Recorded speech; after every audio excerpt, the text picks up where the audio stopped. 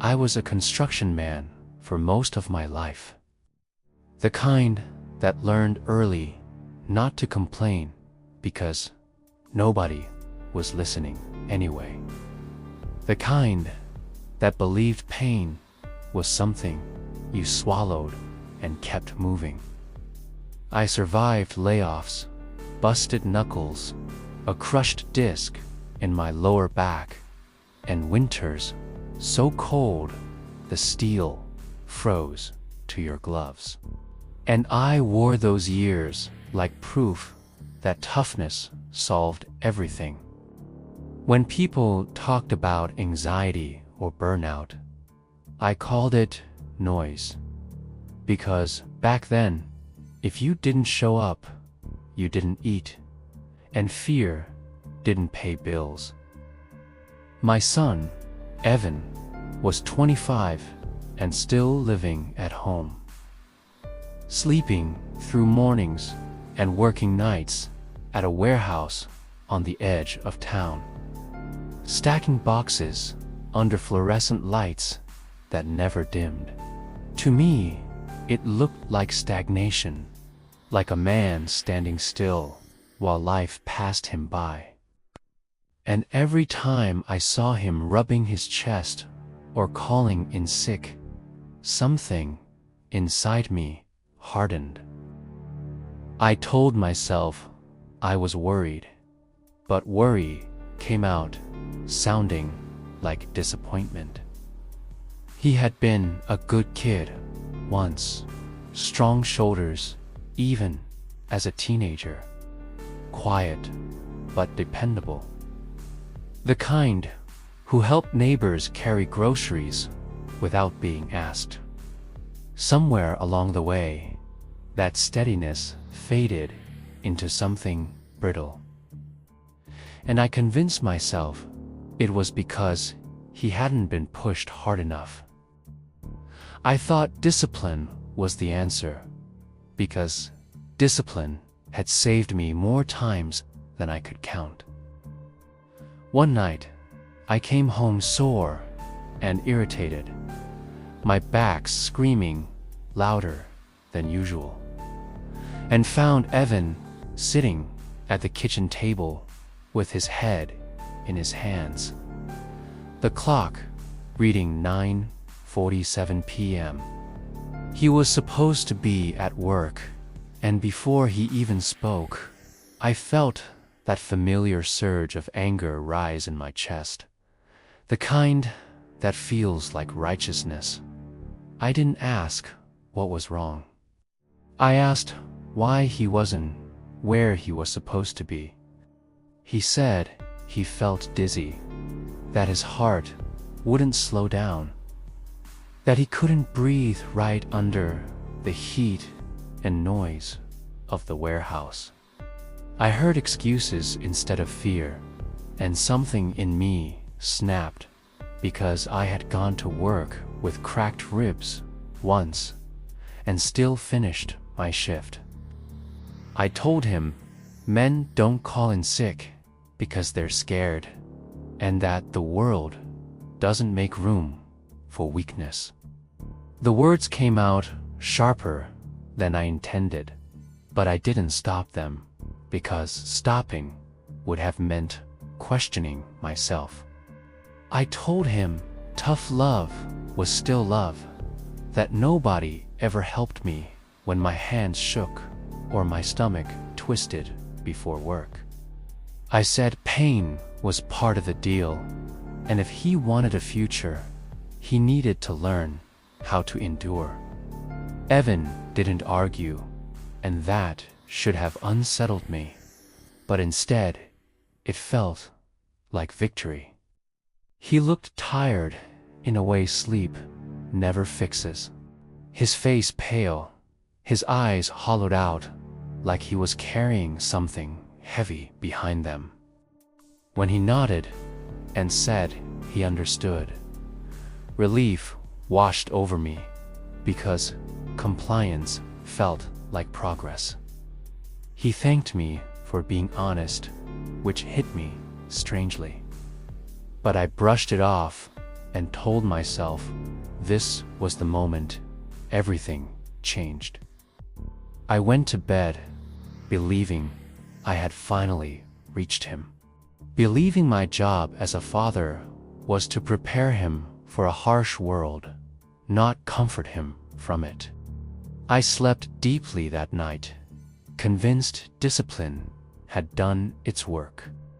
Morning came, and the house was too quiet, the kind of quiet that presses against your ears. His room was empty, bed neatly made, work boots gone, phone charger still plugged in like he'd planned to come back.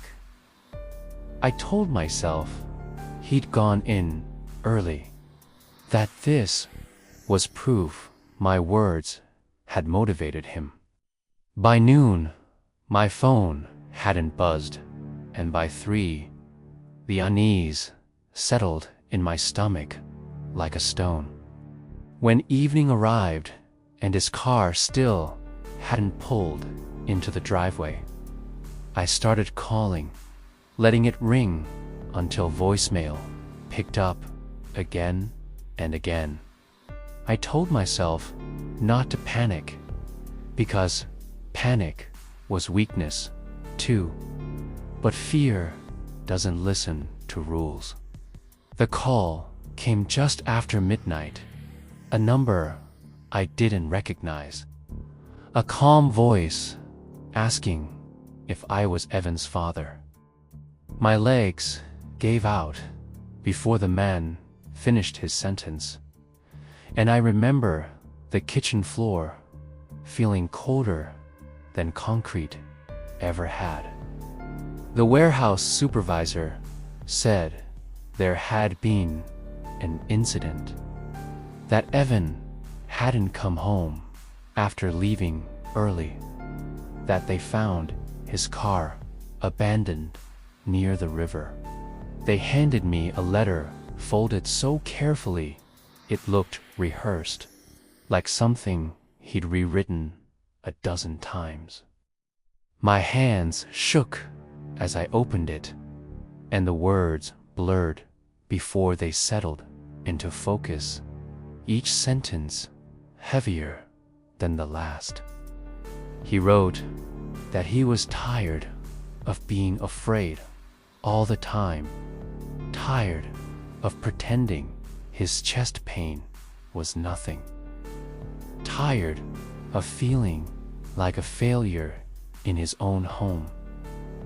He told me about the panic attacks that came without warning, about how the warehouse noise made his vision tunnel and his heart race until he thought he would collapse. He wrote about medical bills he couldn't pay, about an injury at work that never healed because reporting it would have cost him his job and his insurance. He said he hid it all because he didn't want to disappoint me. The line that broke me was simple, almost gentle, where he said he knew I loved him, but that love felt like pressure he couldn't breathe under.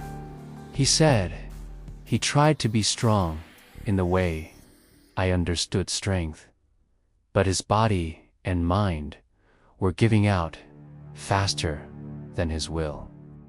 He apologized for not being enough, for not being enough.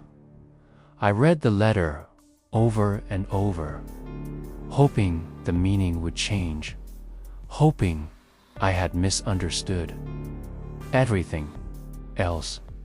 I thought of all the times he had gone quiet instead of arguing, all the sick days I'd mocked, all the signs I had labeled laziness because fear was inconvenient. The truth hit harder than any beam or fall ever had. I realized then that discipline didn't build strength in him. It taught him to suffer silently. My toughness hadn't prepared him for the world. It had taught him that asking for help was failure. I had mistaken endurance for health and obedience for healing. The house feels different now, every room echoing with things I never asked and answers I never wanted to hear. His room stays exactly the way he left it, because changing it feels like erasing proof that he was here, that he tried. I sit in the evenings where he used to, listening to the hum of appliances, wishing I had learned sooner that strength sometimes sounds like I'm not okay. If you're listening to this and you hear echoes of your own home in my words, don't wait for silence to teach you what love should have said out loud. The world is already heavy enough, and the people we love shouldn't have to carry it alone.